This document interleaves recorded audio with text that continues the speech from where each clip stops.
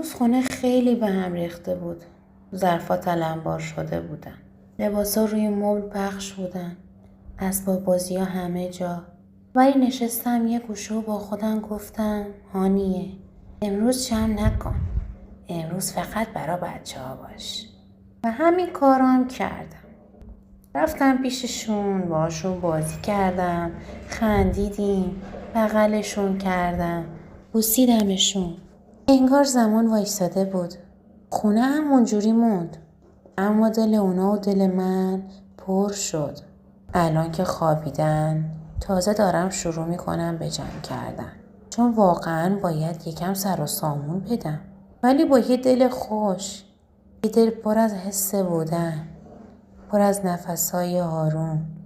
بعد بازی پر از لبخندای کوچیکی که تا ته دلم رفتن. خستم آره، ولی یه خستگی شیرینه. از اونایی که تهش میگی خدا رو شکر که امروز رو درست همونطوری که باید زندگی کردم. زندگی همیشه مرتب نیست، ولی وقتی عشق توش باشه حتی همین شلوغی ها هم قشنگ میشن.